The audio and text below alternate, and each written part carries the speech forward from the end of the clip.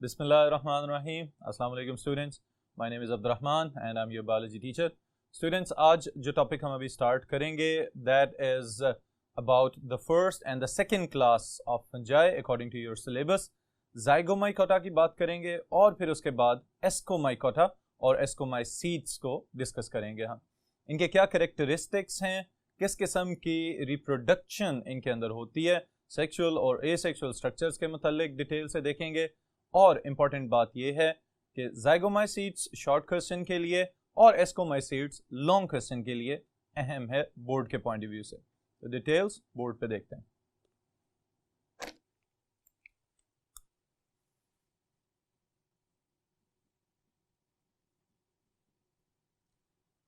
Ji students, the first group is Zygomycota, also known as zygomycetes, और एक और नाम भी यहां पे that is conjugating fungi. Okay, अब स्टूडेंट्स यहां पे सबसे पहले तो मैं ये बताना चाहूंगा कि फंजाई की ये वो क्लास है, वो ग्रुप है कि जिससे सबसे पहले हम इंटरेक्ट करना शुरू करते हैं. वो किस तरह से कि खाने से आगाज किया जाएगा इसका. ऑलराइट, कोई भी फूड पार्टिकल, स्पेशली ब्रेड या रोटी या कोई और इस किस्म का स्टफ जिसके ऊपर फंगस ग्रो करती हुई नजर आए, और नॉर्मली वो आपको एक फजी सा स्ट्रक्चर वाइट कलर के थ्रेड्स नजर आते हैं फोम की तरह के उसके ऊपर ग्रो करते हुए, ये वाला जो स्ट्रक्चर बनेगा ये राइजोपस का नॉर्मली देखने में आता है जो हमारे इर्द गिर्द है. तो इस बुनियाद पे मैंने ये कहा है कि ये वो ग्रुप है जिसके मेंबर्स के साथ हम सबसे पहले इंटरेक्ट करना स्टार्ट करते हैं अगर खुदा न खास्ता कोई और इन्फेक्शन वगैरह ना हो तो. ऑलराइट, तो इस लिहाज से हम इसको देखते हैं सबसे पहले कि why it is known as zygomycetes. तो इसका जवाब बहुत आसान. The answer is because this group of fungi produce special sexual spores called zygospores. All right, इनके अंदर जो सेक्सुअल स्पोर्स बनते हुए नजर आते हैं, चूंकि वो ज़ाइगोस्पोर्स हैं तो इस वजह से इसका नाम रख दिया गया ज़ाइगोमाइसीट्स और ज़ाइगोमाइकोटा. अब स्टूडेंट्स, इसके जो फीचर्स हैं उनको हम स्टेप बाय स्टेप देखते हैं. तो पहली बात यहां पे हमें पता चलती है कि बाकी सब फंजाई की तरह they are also living in moist habitat.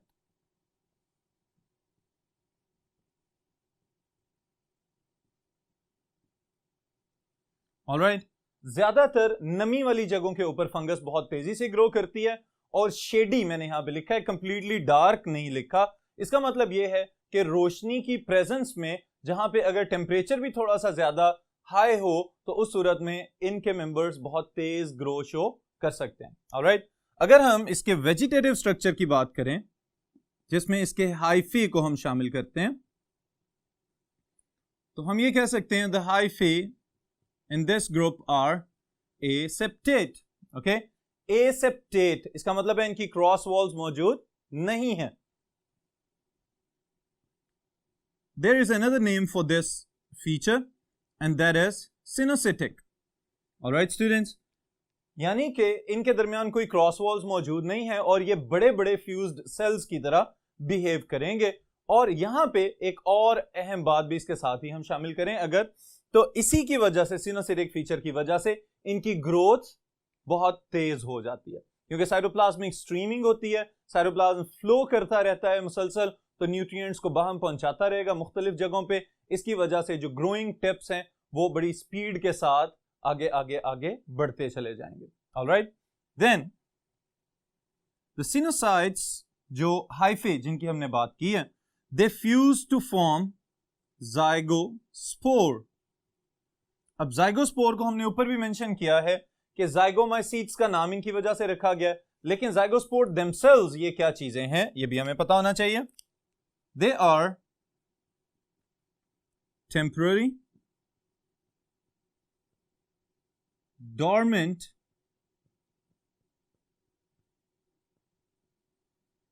Thick walled reproductive spores. Alright? अब स्टूडेंट्स इन तीनों टर्म्स को जो यहां पे हमने स्टेटमेंट के अंदर लिखी हैं इनको जरा समझ लें।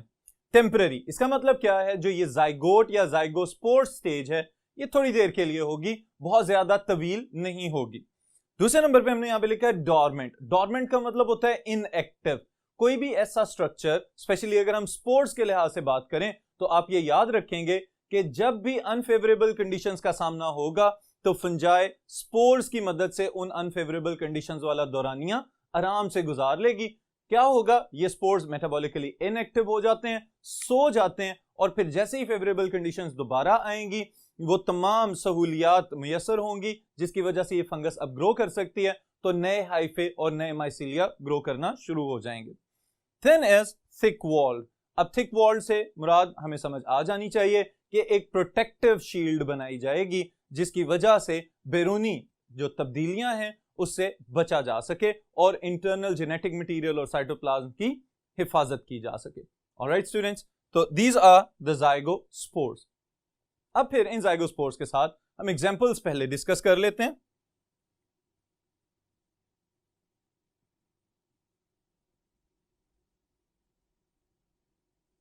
एग्जाम्पल्स में स्टूडेंट्स मैं ये दो एग्जाम्पल्स ले रहा हूं जो कि आपकी बुक में ऑलरेडी मेंशन है। One is Rhizopus and other one is पिलोबोलस।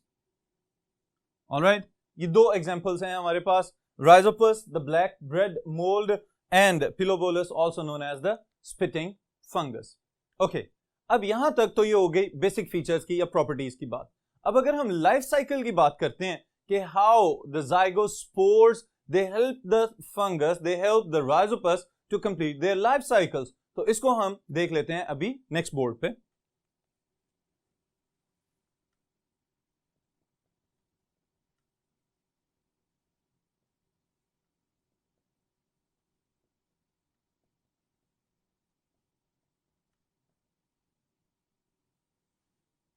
जी बेटा, अब हम इसको स्टार्ट कर रहे हैं।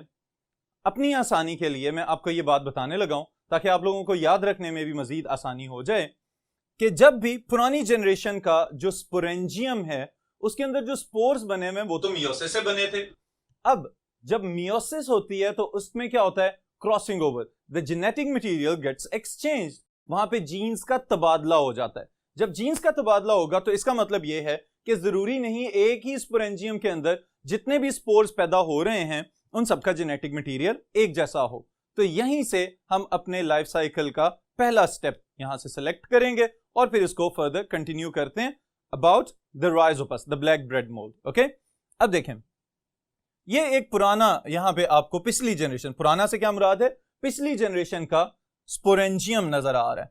अब स्पोरेंजियम के अंदर क्या मौजूद होंगे, बहुत सारे स्पोर्स मौजूद होंगे।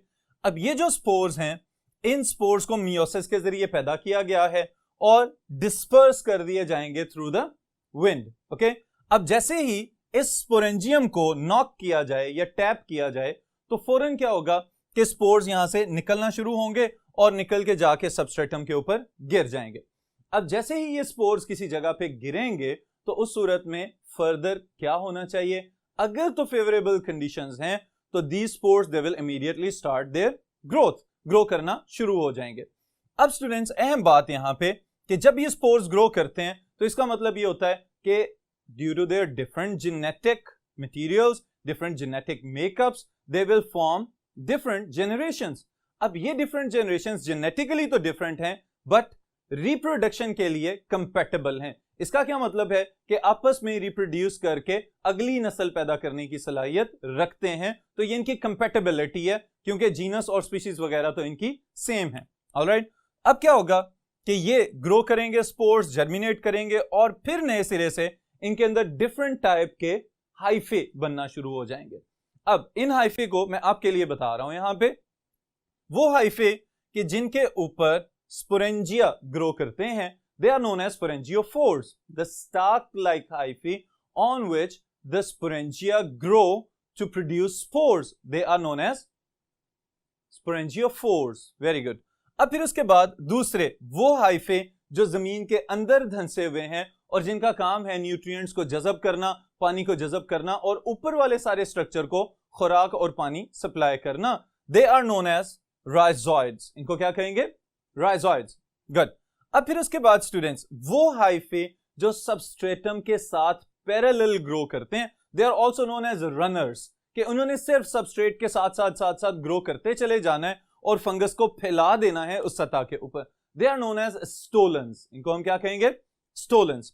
अब फिर यहां पे ये स्टोलेंस जो किसी भी सबस्ट्रेटम के ऊपर ग्रो कर रहे हैं, इन स्टोलेंस को अगर हम जूम करके देखें यहां पे अलहदा से, तो हमें पता चलता है कि ये आहिस्ता आहिस्ता जो कंपैटिबल मेटिंग स्ट्रेन्स हैं फंगस के अंदर, चूंकि जेनेटिक मेकअप का डिफरेंस है तो इसलिए हम एक को प्लस स्ट्रेन कह देते हैं और एक को माइनस स्ट्रेन कह देते हैं. ये दोनों स्ट्रेन्स अपने अपने हाइफे को ग्रो करती हुई करीब करीब आना शुरू हो जाएंगी.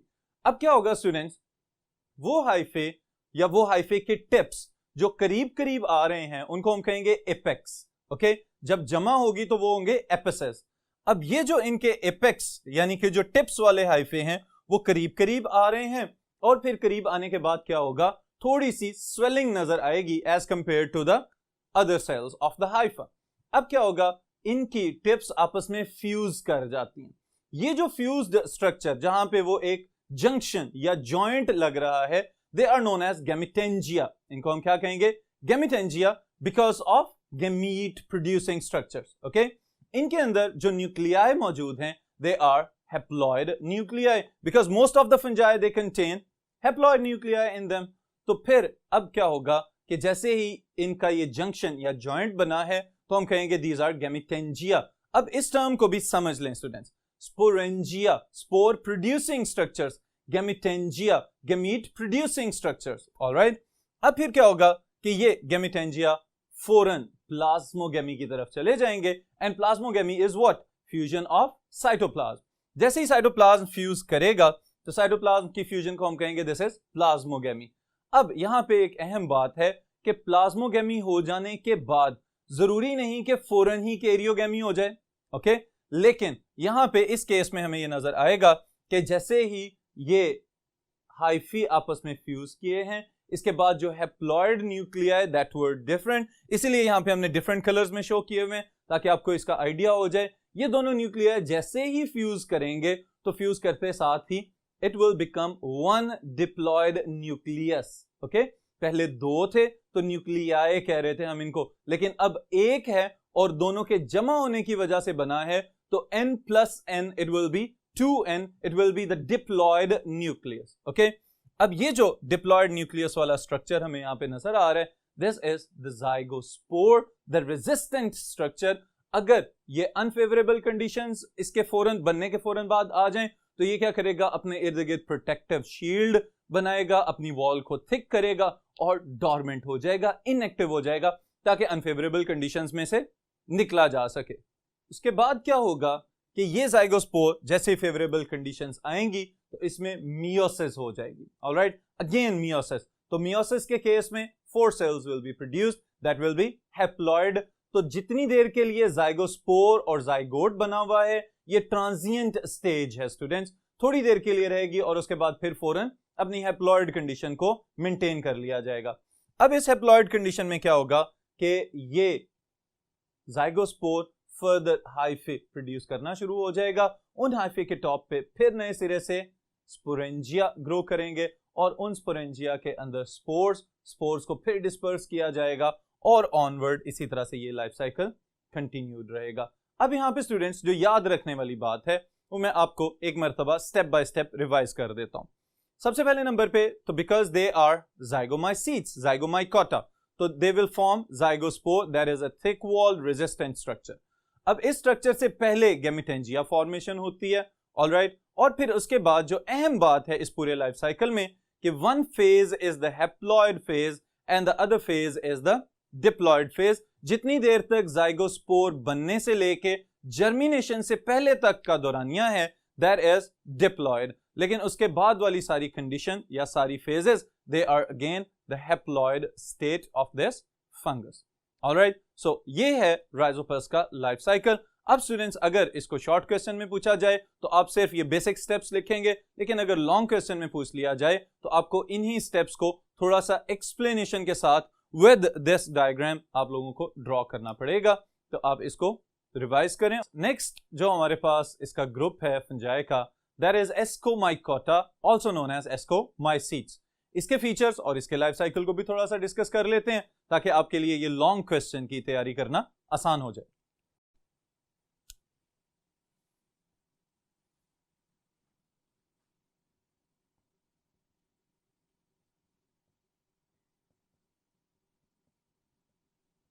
Escomycota, also known as Ascomycetes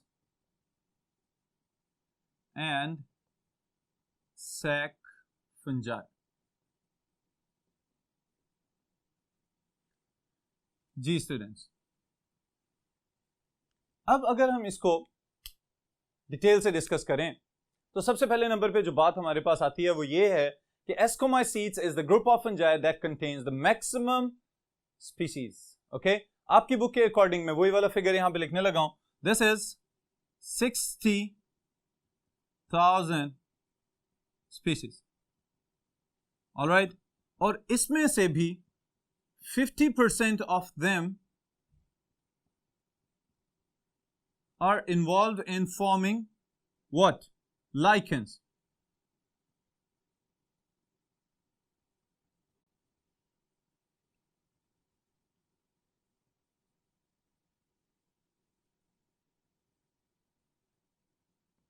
और लाइकेंस क्या होते हैं? That is the mutualistic association between fungi and algae. Alright students, फिर इसी तरह कुछ और भी इनके मेंबर्स मौजूद हैं जिसमें मोरल्स वगैरह भी हम शामिल कर सकते हैं और सिंपल कुछ मिल्ड्यूज वगैरह भी। बट यहां पे जो हम इंपॉर्टेंट फीचर्स इसके डिस्कस करेंगे वो हम जनरली जो most of the members of this class हैं उन सब के सब मेंबर्स के अंदर जो कॉमन फीचर्स पाए जाते हैं उनकी हम बात करने लगे। तो यहां पे मैं ऐड कर रहा हूं हैबिटेट। हैबिटेट किसी भी जानदार के रहने की जगह। मॉइस्ट, ऑलराइट, नमी वाली जगह पे रहते हैं। लेकिन टेरेस्ट्रियल, खुश्की के ऊपर रहने वाले। ओके, टेरेस्ट्रियल लिविंग ऑर्गेनिजम्स कौन होते हैं? वो जानदार जो खुश्की पे पाए जाते हैं, they are known as terrestrial living organisms. लेकिन साथ ही साथ कुछ मेंबर्स ऐसे भी हैं जो मरीन हैं, यानी समंदरों में पाए जाते हैं। कुछ मेंबर्स ऐसे हैं जो फ्रेश वाटर्स में पाए जाते हैं। ऑलराइट स्टूडेंट्स, फ्रेश वाटर से क्या मुराद है कि दरियाओं के और नहरों के और नदी नालों के अंदर जो कुछ इनके मेंबर्स पाए जा सकते हैं। तो ये इनके हैबिटेट्स हैं। इसका मतलब ये है कि it is a diverse group. इसके मुख्तलिफ इकसाम के मेंबर्स मुख्तलिफ किस्म के हैबिटेट्स में देखे जा सकते हैं, ऑब्जर्व किए जा सकते हैं। Then another important thing is dikaryotic hyphae. Alright, अब इससे क्या मुराद है? डाई, टू, कैरियोटिक, कैरियन से निकला है। इसके जो हाइफे के सेल्स हैं they contain 2 nuclei. Alright,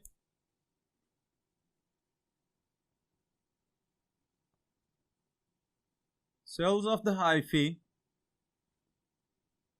contain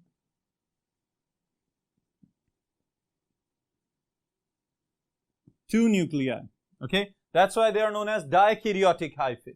और नॉर्मली इनकी जो डायकैरियोटिक फेज है वो बहुत ज्यादा तवील होती है, एक्सटेंडेड फेज होती है इनके लाइफ साइकिल्स के अंदर। Okay, then the members of this group,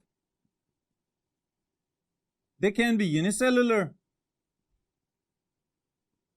as well as multicellular. Alright, अब इससे क्या मुराद है स्टूडेंट्स? देखें, यीस्ट, खमीर हमारे इर्द गिर्द पाया जाता है, बहुत सारी हमारी कमर्शियल इंडस्ट्री में इस्तेमाल हो रहा है। वो यूनिसेलुलर मेंबर्स पे मुश्तमिल है, जबकि दूसरी तरफ जो मल्टी सेलुलर मेंबर्स हैं इनके बिल्कुल इसी तरह से, जैसे मैंने आपको in the beginning of this chapter ये बात बताई थी कि मोरल्स वगैरह इस तरह के मशरूम लाइक स्ट्रक्चर्स हैं कि जिनको पका के खाया भी जा सकता है। तो वो multi cellular vegetative fruiting bodies मौजूद होती हैं इनकी, जो कि बहुत सारे क्लस्टर ऑफ ऑर्गेनाइज्ड सेल्स पे मुश्तमिल हैं। इसका मतलब ये है कि इनके अंदर wide range of vegetative structures पाया जा सकता है। यूनिसेलुलर मेंबर्स भी हैं, सिंपल मल्टीसेलुलर भी होंगे, और फिर कॉम्प्लेक्स मल्टीसेलुलर फ्रूटिंग बॉडीज भी इनमें मौजूद हो सकती हैं। अब सवाल ये पैदा होता है why they are known as ascomycetes. तो यहीं से हम इसके रिप्रोडक्टिव स्ट्रक्चर्स की भी बात करते हैं और फिर लाइफ साइकिल को भी डिस्कस करते हैं। Ascomycetes has been given this name due to their asci. अब एसाई क्या चीज है? They are sac like reproductive structures. Alright, इनके अंदर जो स्पोर्स पाए जाते हैं they will be known as ascospores.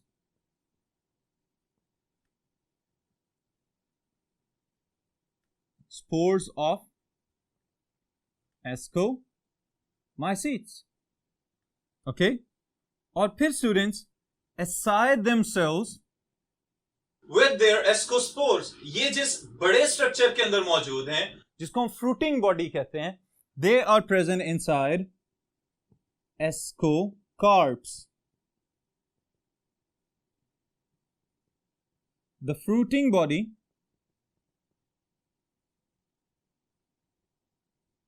that contains asci with their ascospores. Alright, ये तो हमने इनके बेसिक फीचर्स लिख लिए हैं कि इस ग्रुप का नाम एस्कोमाइसीट्स क्यों रखा गया है। लेकिन अब यहां पे सिर्फ इतना कह देना ही काफी नहीं है। एस्कोस्पोर्स किस तरह से बनते हैं और फ्रूटिंग बॉडीज वगैरह का क्या रोल है इनके डिस्पर्सल में, तो इसके लिए स्टूडेंट्स हम एक एग्जांपल ले रहे हैं कप फंजाई की, जो कि इन्हीं का एक मेंबर है। और उसका चूंकि उसकी अपीयरेंस, उसका जो कैप है, उसका जो स्ट्रक्चर हमें नजर आता है that is just like the cup, तो इस वजह से इसका नाम ही कप फंजाई रख दिया गया है। इसको हम अभी समझ लेते हैं और मैं आपको यहां पे कुछ नई बातें भी बताऊंगा, तो इसलिए इनको नोट जरूर कर लीजिएगा।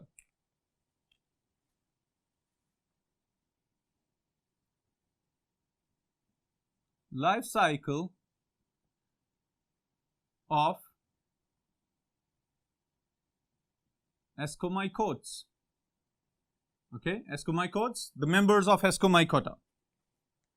जी स्टूडेंट्स, अब इसको समझने के लिए आप सबसे पहले तो ये देखें कि एस्कोमाइसीट्स के अंदर बेशतर मेंबर्स ऐसे हैं जो हैं तो हैप्लॉइड।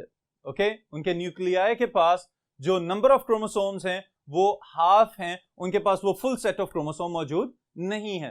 तो अब यहां पे अगर हम ये लेट्स से कि हमारे पास दो ऐसे हाइफे हैं which belong to different mating strains, जो खुद तो डिफरेंट मेटिंग स्ट्रेन से बिलोंग कर रहे हैं, लेकिन इन हाइफे के अंदर हैप्लॉइड न्यूक्लियाई मौजूद हैं। अब ये जो हैप्लॉइड न्यूक्लियाई इनके अंदर मौजूद हैं, ये किसी ना किसी जगह पे जाके प्लाज्मोगेमी और कैरियोगेमी अगर शो कर दें तो उसके बाद क्या होना चाहिए? एक डिप्लॉइड सेल बन जाना चाहिए। बट इन एस्कोमाइकोटा ऐसा नहीं होता, क्योंकि अभी मैंने आपको ये बात बताई थी कि the dikaryotic phase is the lengthy phase in their life cycles. अब क्या होता है स्टूडेंट्स कि ये हाइफे यहां पे फ्यूज करते हैं, प्लाज्मोगेमी तो हो जाती है, but the karyogamy does not occur at that very moment. Immediately इसके अंदर कैरियोगेमी नहीं होती।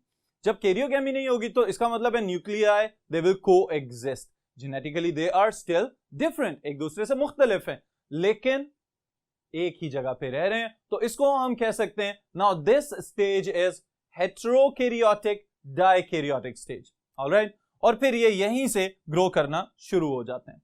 अब क्या होगा, ये ग्रो करते चले जाएंगे और ग्रो करते करते फर्दर क्या होगा कि इनके अंदर सैक लाइक स्ट्रक्चर्स डेवलप होंगे जिनका नाम हमने रखा है एसआई, अभी मैंने बताया आपको। अब ये जो एसआई, जो सैक लाइक स्ट्रक्चर्स हैं स्टूडेंट्स, इन सैक लाइक स्ट्रक्चर्स के अंदर क्या होगा, these nuclei they will fuse. तो अब क्या हो गया, कैरियोगेमी। ओके, अब जैसे ही ये न्यूक्लियाई फ्यूज किए हैं तो एक न्यूक्लियस बनेगा and that will be the diploid nucleus. अब ये जो डिप्लॉयड न्यूक्लियस यहां पे बना है, after its formation it immediately undergoes meiosis. Okay, इसके अंदर रिडक्शन डिवीजन हो जाएगी और one cell will divide into 4 haploid cell. एक सेल 4 हैप्लॉइड सेल्स में तकसीम हो जाएगा। इस स्टेज के बाद आगे हमें नजर आता है कि यहां पे मियोसिस होने के बाद ये सेल्स फर्दर माइटोसिस कर लेते हैं। अब ये सारा काम हो कहां पे रहा है, एसआई के अंदर। ओके, वही एसआई जिसका इंडिविजुअल एस्कस, ओके, एक सैक लाइक स्ट्रक्चर जो रिप्रोडक्टिव स्ट्रक्चर है in the ascomycetes.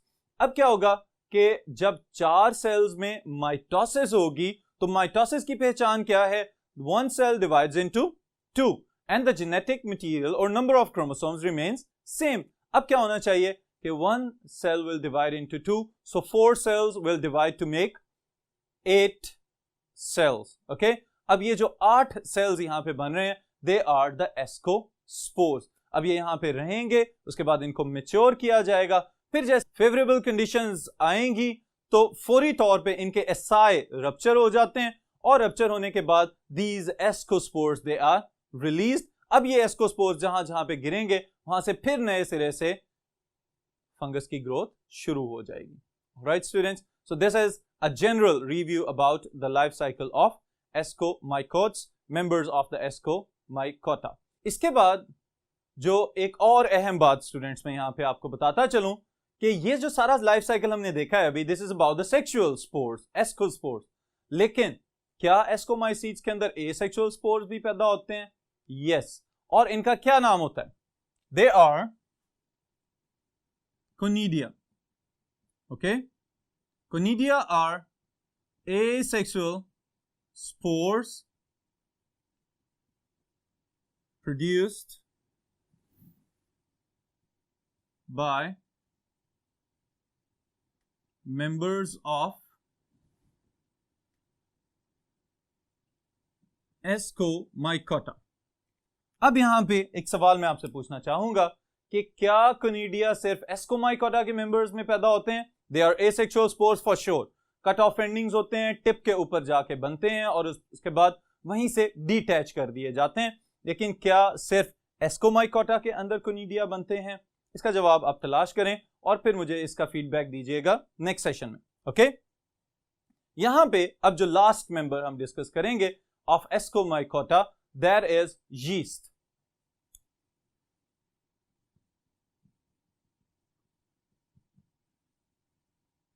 Yeast is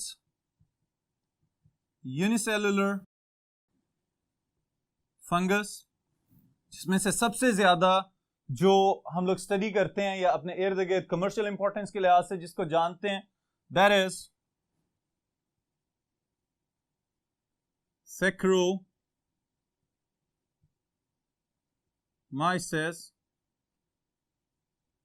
cerevisiae। Alright students, this is the edible yeast. Okay, वो खमीर जो हम अपने नॉर्मल रोजमर्रा बहुत सारे जो बेकिंग प्रोडक्ट्स वगैरह हैं उनमें इस्तेमाल करते हैं, that is Saccharomyces cerevisiae। अब इसकी अहमियत सबसे पहले नंबर पे क्या है स्टूडेंट्स, कि this is a unicellular fungus. इसके अंदर जो माइटोटिक अपरेटस फॉर्मेशन है वो एसिमेट्रिकल होती है, जिसकी वजह से इसके ऊपर जो आउटग्रोथ्स बनती हैं वो हमेशा एसिमेट्रिकल होती हैं। तो इसलिए हम कहते हैं कि yeast reproduce by budding। Alright, outgrowths बनती हैं इसके ऊपर और वो आउटग्रोथ्स एसिमेट्रिकल होंगी, किसी भी साइड से आउटग्रोथ बन सकती है और फिर उसके बाद क्या होगा, जो क्रोमोसोम्स की तादाद है वो इक्वली डिवाइड कर दी जाती है। जो बड है it will detach and further grow into new yeast. और समटाइम्स ऐसा भी होता है कि वो बर्ड्स इसके ऊपर अटैच्ड ही रह जाएं और उस सूरत में ये एक बड़ी कॉलोनी बना दें, but the cells, most of the cells, they will stay independent from one another. Okay, फिर उसके बाद स्टूडेंट्स जो एक और अहम बात है वो है fermenting ability of the yeast. हम कह सकते हैं कि अगर यीस्ट से फर्मेंटेशन करवाई जाए